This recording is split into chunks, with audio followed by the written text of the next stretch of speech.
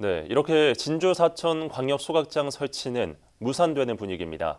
하지만 독자 소각장 건설로 방향을 튼 사천시와는 달리 진주시는 여전히 광역 소각장 설치에 대한 협상의 여지가 남아있다는 입장을 보여 온도차가 있습니다.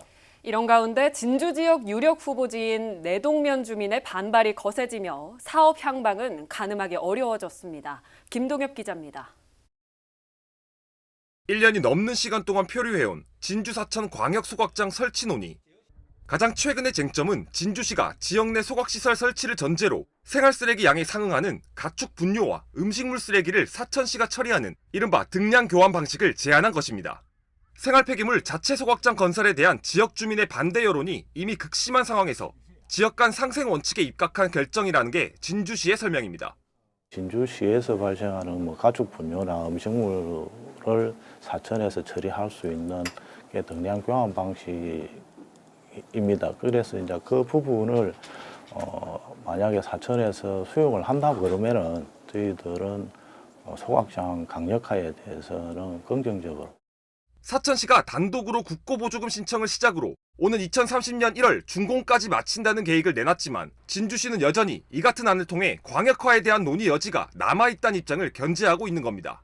하지만 행정통합 문제까지 맞물리며 두 지자체 간 냉랭해진 기류로 볼 때 현재로서는 합의점을 찾기가 쉽지 않아 보입니다.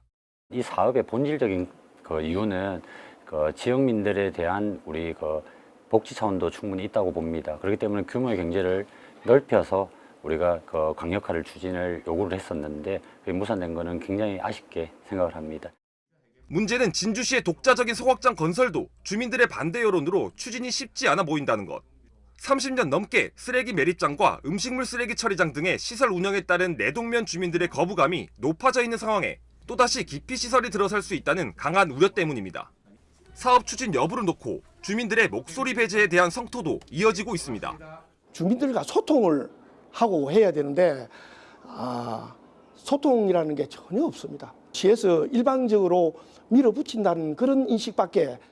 광역소각장 건설 여부를 놓고 진주와 사천 두 지자체 간 지속되고 있는 극명한 온도차. 독자 설치를 두고도 지역 주민들의 반발 여론이 사그라들지 않을 것으로 예상되는 가운데 사안의 향방은 한치 앞을 내다보기 어려워졌습니다. SCS 김동엽입니다.